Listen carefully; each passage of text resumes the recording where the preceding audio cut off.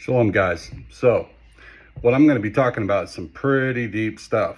We're going to be going over Genesis 6. Also, we're going to be going over Genesis 1 and 2, and we're going to be going over also Numbers 24, and then we're going to be going over Jeremiah. I think it's very important because some people know about this, but the majority don't. They overlook it a lot because they can't believe such a thing could happen. Well, I'm here to tell you that it did happen, and I'm going to cover it. So with that, guys, let's get into it.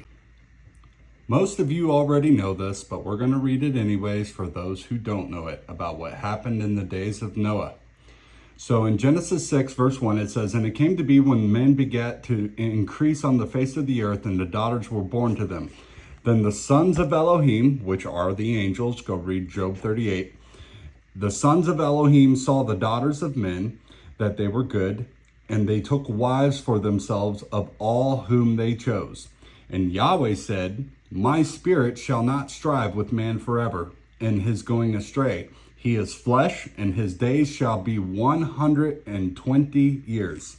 That means 120 years to the flood, not how long man shall live.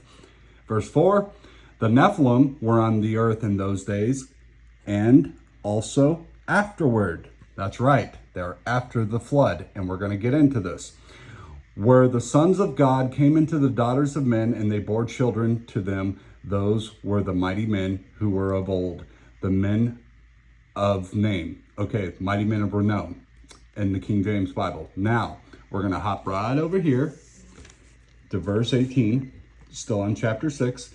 "And I shall establish my covenant with you, and you shall come into the ark, and you and your sons, and your wife, and your sons' wives with you. And of all the living of all flesh, 2 of each, you are to bring into the ark, and keep them alive with you, a male and a female." Did you guys catch that? I highlighted it for you.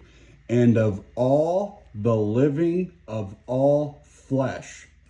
Yes, that includes the giants, the Nephilim, or the Nephilim. Now we're going to jump over to chapter 7, verses 12. "And the rain was on the earth 40 days and 40 nights. On the same day, Noah and Shem and Ham and Japheth and the sons of Noah and Noah's wife and the 3 wives of his sons with him went into the ark. They and every life form after its kind, and every beast after its kind, and every creeping creature that creeps on the earth after its kind, and every bird after its kind, and every bird of every wing. And they went into the ark, and Noah 2 by 2 of all flesh, in which is the breath of life.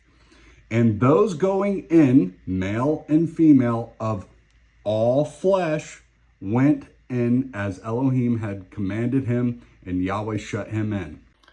Very important. Very, very, very important to understand, because 2 of each kind of all flesh. It said nothing about eliminating the Nephilim from the face of the earth. Not once. It never tells you that. In fact, it tells you the opposite, okay? So what I want to show you in Genesis 1 and Genesis 2, most would consider a contradiction. It's not a contradiction whatsoever. In fact, it's trying to tell you something. So let's get into it. Now, on the 3rd day, on Genesis 1, verse 11, it says, "And Elohim said, Let the earth bring forth grass, the plant that yields seed, and the fruit tree, and that yields fruit according to its kind, whose seed is in itself of the earth. And it came to be so. And the earth brought forth grass." Remember, all flesh is grass. We're going to talk about that. "The plant that yields seed according to its kind, and the tree that yields fruit, whose seed is in itself according to its kind. And Yahweh saw that it was good." Verse 24 in Genesis 1:24, "And Yahweh, or Elohim, said, Let the earth bring forth a living being according to its kind, livestock and creeping creatures, and beast of the earth according to its kind. And it came to be so, and Elohim made the beast of the earth according to its kind, livestock according to its kind, and all that creep on the earth according to its kind. And Elohim saw that it was good. And Elohim said, Let us make man in our image according to our likeness, and let them rule over the fish of the sea, and over the birds of the heavens, and over the livestock, and over all the earth, and over all the creeping creatures that creep upon the ground. Notice, so plants and vegetation, then everything else, the sun, the moon, and the firmament, and the fish of the seas, and then the beast after their kind, and then was man created on the sixth day. Now, we're going to go into Genesis 2, because it's saying something a little bit different. Let's take a look. Genesis 2:1. Thus the heavens and the earth were completed in all their array, and in the seventh day Elohim completed his work, which he had done, and he rested in the seventh day from all his work which he had made. And Elohim blessed the seventh day, and he set it apart, because on it he rested from all his work which Elohim in creating had made.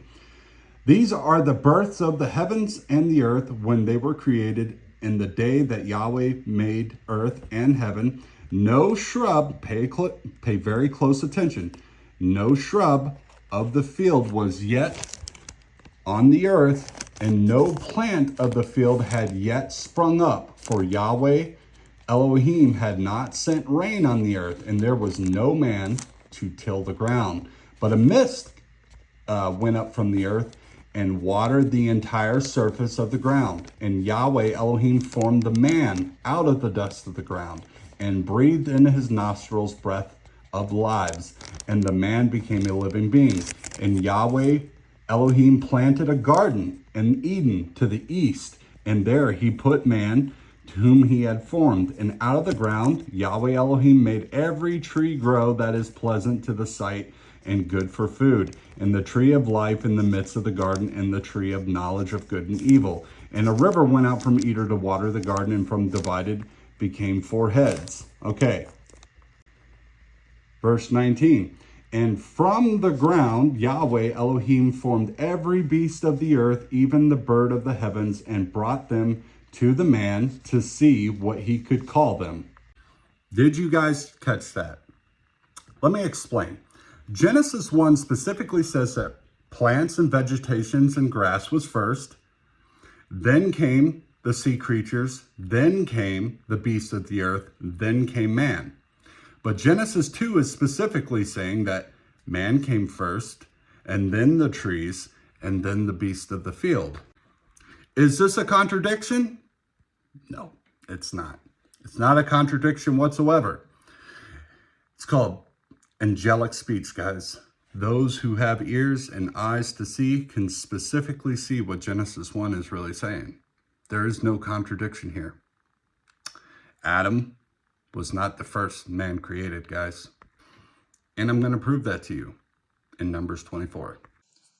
Now, I need you guys to open your ears and open your eyes and listen to what your Father is telling you guys, because this right here is probably one of the most important prophecies in the whole Bible to understand. It all is about our Messiah here and what's going to happen in the last days. And it specifically tells you this. And Numbers 24:14, and it says, and now, see, I am going to my people. Come, let me advise you what this people is going to do to your people in the latter days. In the latter days. Pay attention, people. This is going to happen in the end, before the tribulation. Well, is a part of the tribulation. And it says, and he took up this proverb and said the saying of Balaam, son of Beor, and the saying of the man whose eyes are opened. Open your eyes, people. Stop listening to these Baal priests and these phony people like Straight as a Gate who ignore this stuff. This is truth. John 17:17. Father, sanctify them in your word. Your word is truth. Messiah is the word, and you're about to figure this out. The saying of him who hears the words of God and knows the knowledge of the Most High, who sees the vision of the Almighty, who falls down with eyes opened wide. Open your eyes, people.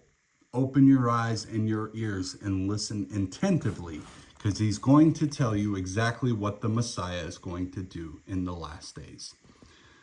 Verse 17, I see him, but not now. I observe him, but not near. A star shall come out of Jacob, and the scepter shall rise out of Israel. Who do you think that is? That is our Messiah, brothers and sisters. That is Yeshua. And shall smite the corners of Moab, and shall destroy all the sons of Sheth, and Edom shall be a possession, and Seir shall be a possession. Enemies, and Israel is doing mightily. And it goes on to say, and out of Jacob one shall rule. Who do you think that is? It's our Messiah, guys. That's right. And destroy the remnant of Ar. And then he looked at Amalek, and he took up this proverb and said, Amalek was the first among the nations. Interesting, because I thought Adam and Eve were created first amongst the nations. That's not what this just said, people. That is not what this just said. You guys really need to be paying attention. Amalek was the first among the nations, but his latter end is to perish forever. He then looked at the Kenites, and he took up this proverb and said, firm is your dwelling place, and your nest is set in the rock. But Cain is to be burned. Oh, I thought Cain died in the flood. No, remember what Genesis 6 just said. We just read it. All flesh, two and twos, got on the ark. All flesh got on the ark. That's right. Till when does Assyria keep you captive? And he took up this proverb and said, oh, who does live when El does this? Who's going to live to see when Yeshua destroys these nations right here? Who's going to live? Those who made it past the first half of the tribulation, when the wrath begins upon the face of the earth, brothers and sisters. That's right. And the ships shall come out of the coast of Kittim, and they shall afflict Asher and afflict Eber, and so shall he also perish. These ships that are coming off the coast of Kittim are the 144,000 brothers and sisters and the Messiah. And they are going to destroy the line of Cain, destroying the line of Amalek, Moab, and Ar. That's right. That are still on this earth today, that made it through the flood. Because, as it just said in Genesis 6, all flesh and twos were brought on the ark. It says nothing about Cain's descendants being wiped off the face of the earth. That's right, people. Cain's line is still on this earth today. Yes, he is. A lot of people can't handle that. A lot of people ain't gonna like it. A lot of people are gonna sit there and try to call me a racist. But that's what this word says, guys. Cain's line, Amalek's line, all these lines, Moab's lines, are going to be on this earth all the way until tribulation. And their lines will be destroyed from the face of the earth. That's exactly what this says. Now, I know the straight as the gate people, they ain't going to like to hear that. And they're going to sit there and they're going to call me a racist. Guys, let me tell you a little secret. I don't give a shit what you call me. I trust every single word that's written. And this prophecy specifically says that Cain, Amalek, Moab, all these descendants are still on this earth, and they are going to be wiped out from the face of this earth during the time of the wrath when Father comes with the 144,000 and our Messiah. Point blank, period. There is no argument to be had. The only argument that you think that you can have is to sit there and try to call me a racist, when most likely you guys don't even know who that is. And guess what? You guys that are sitting there calling me all these false things just for sticking directly to this word, guess what? They're going to destroy you. That's right.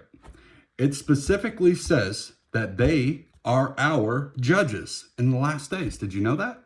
Even our enemies are our judges. That's part of the Song of Moses. That's Revelation 15:3. That's what I've been singing to you guys for the past 2 years. The past 2 years. Let's go read it. Deuteronomy 32, verse 21. They've made me jealous by what is not God. They provoked me with their worthless matters. But I make them jealous by those who are no people. No people, people. You understand that? They are not his people whatsoever. I provoke them with a foolish nation, a foolish people. For a fire was kindled in my wrath, the last half of the tribulation, and it burns to the bottom of hell and consumes the earth and its increase, and sets on fire the foundation of the mountains. I gather evils upon them. I use up my arrows upon them. This is talking about Israel, guys. He's using these nations against Israel. Wasted by scarcity of food and consumed by heat and bitter destruction. And the teeth of beast I send upon them, with the poison of serpents of the dust. What did Yahweh say to the serpent in the garden? He said, on thy belly thou shalt go, and dust of the earth you shall eat for the rest of your days. That's what he said. So why is this saying, and the teeth of beast I send upon them, with the poison of serpents of the dust? Why? Who are these beasts? Who are these serpents? Interesting. Maybe it was the same beast that was talking about in Genesis 1, where it said, and Yahweh brought beasts upon the earth after its kind. Remember, Genesis 1 and Genesis 2, there's a contradiction there. No, there's not. There's no contradiction there. There's not. It's literally telling you what happened and how creation was really started. It tells you that. Yeah. There is no contradiction between Genesis 1 and Genesis 2. You guys aren't just you guys are not understanding what it's saying. When it's literally telling you there was a whole other creation before Adam and Eve. And Adam and Eve were placed in the garden. Yeah. That's what it's saying. And I'm about to prove it after I'm finished with Deuteronomy 32. The sword braves from the outside and the fear from within, both young man and maiden, nursing child with the man of gray hairs. I said, I should blow them away. I should make the remembrance of them to cease from among men, if I did not fear the enemy's taunt, lest their adversaries misunderstand. Oh, whoa, Yeshua's got adversaries. I thought the Christian church and mostly everybody else says that Jesus came for the whole world.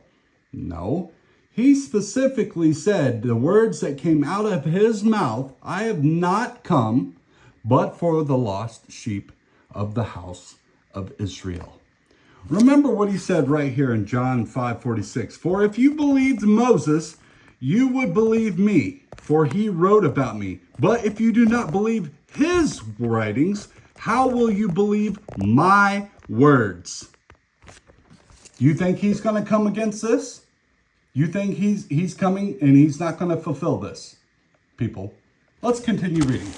Let's see here. It says, lest they say our hand is high and Yahweh has not done all this, for they are a nation lost to counsel, and there is no understanding in them. So they are a people lost to counsel, and there is no understanding in them.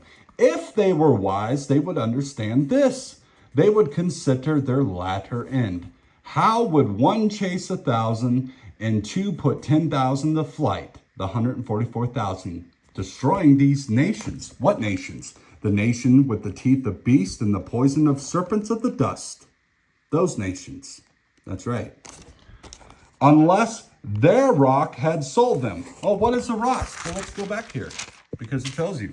It says right here in Deuteronomy 32, it says, give ear, O heavens, and let me speak, and hear, O earth, the words of my mouth. Let my instructions fall as rain, my speech drop as dew, a fine rain on the tender plants, and as showers on the grass. For I proclaim the name of Yahweh. Is this Moses speaking? No, it's Yeshua speaking. He's the Word. Ascribe greatness to our Elohim, the rock. His work is perfect. Oh, okay. So Yahweh is our rock.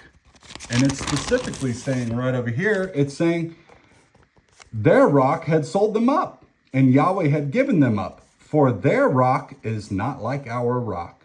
Even our enemies are judges. That's right. Remember what I said? They would be the ones to judge us in the last days. So let's go take a look at that prophecy. But let me just skip down here. Their grapes are grapes of gall, and their clusters are bitter. Their wine is the poison of serpents. There's that serpent again. And the fierce venom of cobras. Yeah, serpents.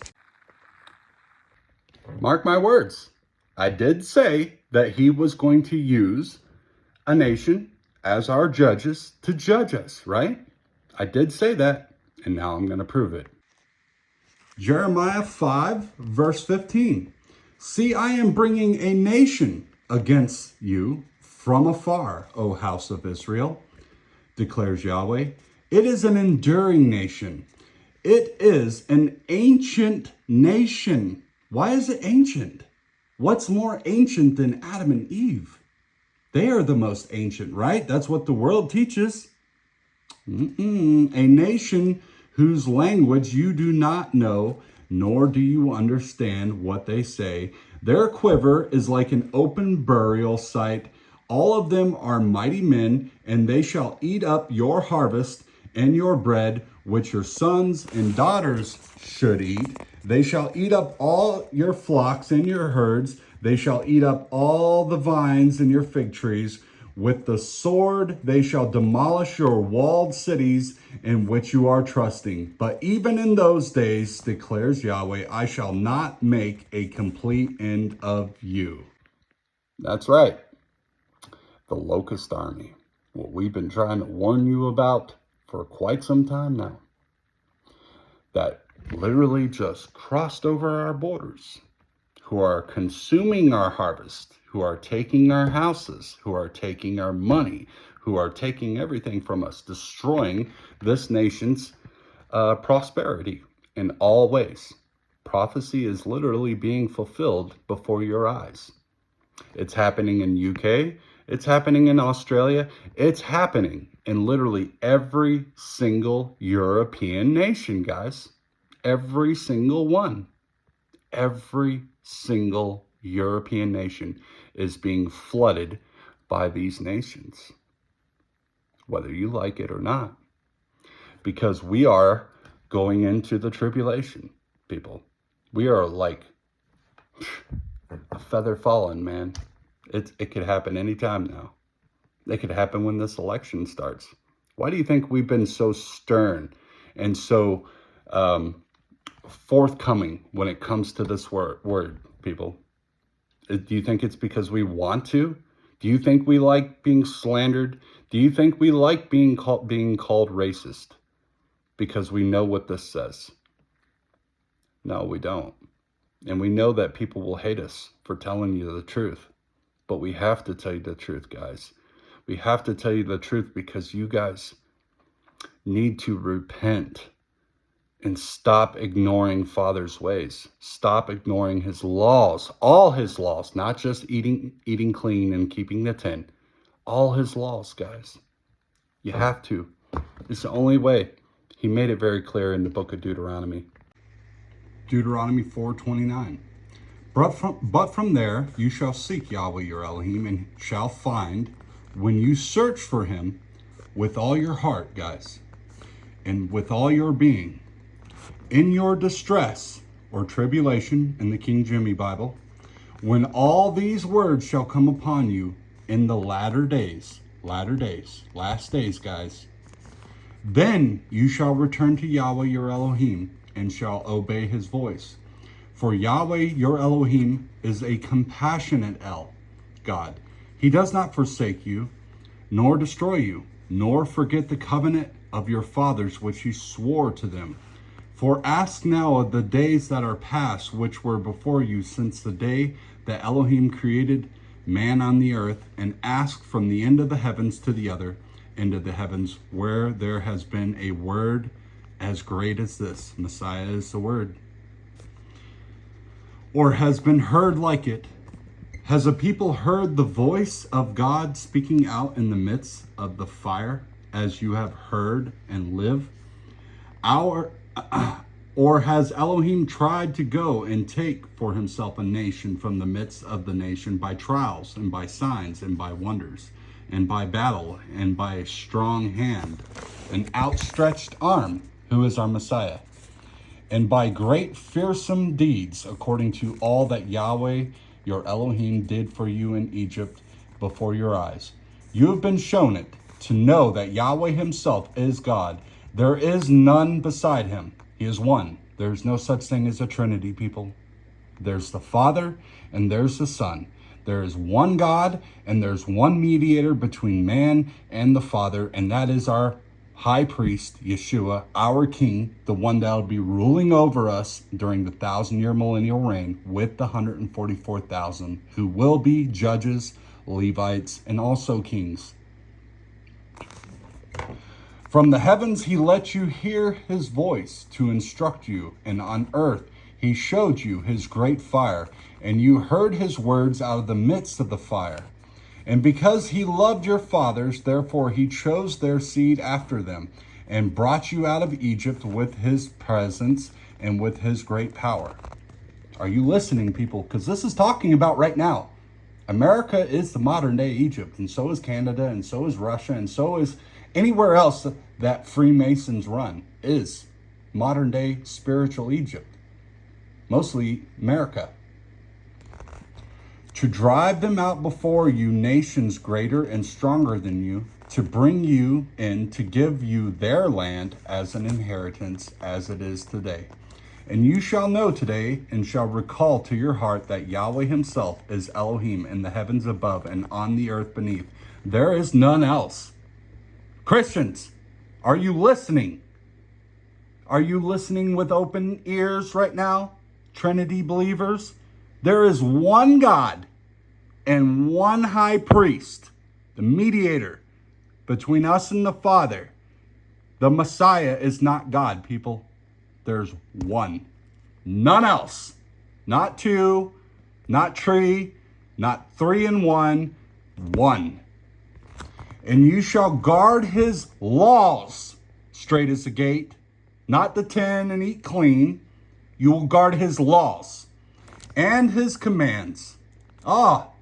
His laws and his commands. Do you hear that? Straight as the gate. Which I command you today, so that it is well with you and with your children after you, and so that you prolong your days on the soil which Yahweh your Elohim is giving you for all time. All time. What happened before will happen again. There is nothing new under the sun, brothers and sisters. If you want to see that land, and you want to reign with the Messiah, and be with good brothers who know this word very well. I know I speak to a lot of them all the time. I speak to them. Most loving, most kindest people that you could ever imagine. They haven't been tainted with this liberal leftist ideology here in the West. No. I can sit here and tell you guys I meditate being with them every day. Every day. I long for it. I long for his laws to be established on this earth. I long for it. And if I have to step up to the plate to help that happen, that's what I would do. Not for my own glory, but for his glory. That's what I want. I want this world to be in peace and serenity, and whatever he says goes. His yoke is light. It's not a burden, people. It's not a burden. It's beautiful. You can live in peace and serenity. Be free without a government system over you. All you have to do is keep his laws. And they're not burdensome. 1 John 5:3. For this is the love of God, that we keep his commandments. And his commandments aren't burdensome. Now, I know that some of us, including myself, are in some situations that we have thorns in our sides. And we're working on getting those thorns out. And it hurts when you pull them out. It's like trying to pull something. It's like trying to pull a splinter out of your skin. It hurts really bad when you start pulling it out. But once you get it out, it feels a lot better. You guys got to rip the world off like a Band-Aid, people. Stop listening to these Baal priests. Stop listening to these Sunday churches. Stop listening to this phony group that calls themselves John the Revelator and Watchers, going around yelling at churches, cussing them out, cussing me out, cussing out a lot of other people. Not listening to a word of this. Stop listening to people like that. Isaiah 8:20, to the law and to the testimony or the witness. If they do not speak according to this word, there is no light in them. That is your gift, and that's how you know who to listen to, brothers and sisters. That's how you know who has the spirit of Yeshua in them. That's how you know who is a true God-fearing man, is those who speak according to this word, the same word that I'm giving to you right now. I am a God-fearing man. I love my Messiah. I long to be with him. I long to be with my brothers and sisters because I know where we're going. The majority of the world don't. And no, I'm not going to tell you where it is. And no, I'm not going to tell you who these individuals are that this book is talking about. Amalek, Cain, Kenites, Moab, Ammon, the Ammonites, the Horites, the Hittites, the Jebusites. I'm not going to tell you who they are. But what I will do is tell you to study, because you need to know, people. You need to know. Everybody needs to know. This has been shut out from us. Our government systems have completely taken it away, said that it's a bad doctrine, it's racist doctrine. No, it's instructions from our Father. And Satan has been trying to hide it for a long, long time. A very long time. And it's important because it brings you life and liberty, as Deuteronomy 28 tells you. There are blessings and there are curses when you keep these things. If you don't keep them, you will be cursed. You'll be cursed with the stranger amongst you growing higher and higher. You will lose your children. There's so many curses that go into this. You need to read Deuteronomy 28. And also look at the blessings when you do keep them. Blessed is all the ways that you walk, and blessed when you leave, and blessed when you go out. Come back in, blessed, blessed, blessed, blessed are you. But see, we've been taught by the church that, no, this whole thing is bad. No, we did away with this law, Moses. It was too hard for us. We couldn't do it. And we just have faith in the Messiah now.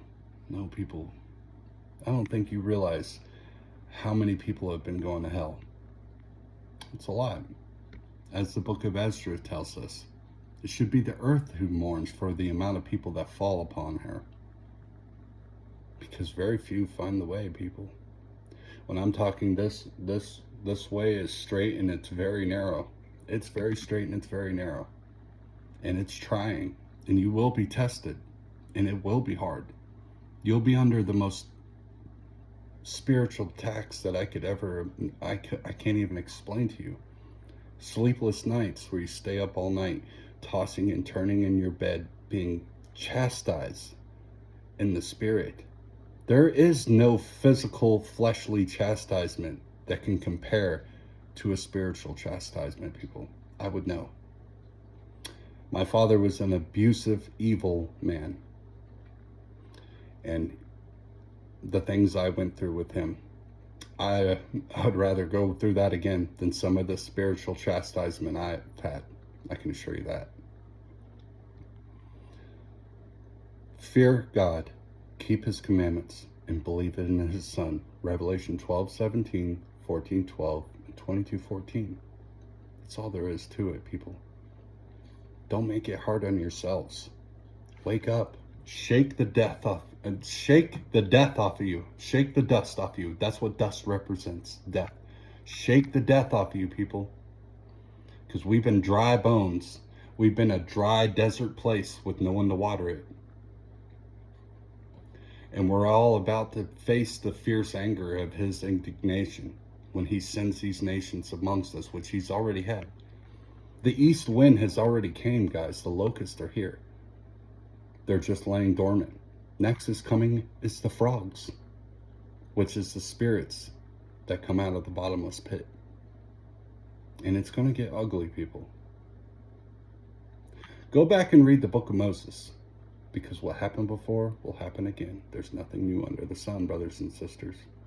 And as it is, like as in the day when he brought the children of Israel out of the land of Egypt, so it shall be in this day that we are in. He will gather us from the four corners of the earth. Jeremiah 50 says, when Babylon is destroyed, we shall come weeping and moaning as we walk, with our face towards the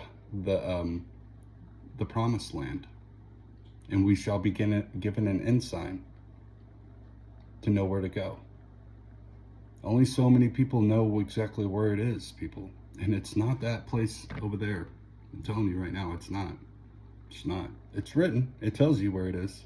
It even tells you in the book of Genesis, not according to the letter, but according to the spirit. And that's why people can't see where it's at. I've had so many people message me and beg me to show them. I'm not going to show you. If it's not meant for you to see, there's a reason behind that. He's only shown those who he trusts where it is and given them the understanding. That's just how he works. I didn't ask for this. I was just a regular mojo guy, working, drinking, alcoholic, doing every wicked thing under the sun. And one day it just sparked in me. I was like, man, I want to know the Father. I got to know him. I just got to know him. Start listening to preachers, start going out and buying all these books, studying thoroughly, because I just knew there was something wrong going on in the earth. I knew it. I knew there was. And now I see it. Exactly what's going on in the earth. And I know exactly what's coming. I know exactly what's going to happen. And most of the people on this earth are not going to be able to endure it. They're just not. Because they won't submit and they won't obey.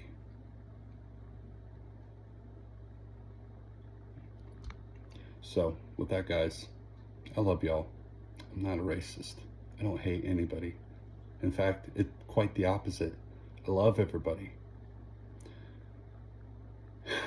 You cannot read this book and understand it if you have hate in your heart. It's impossible.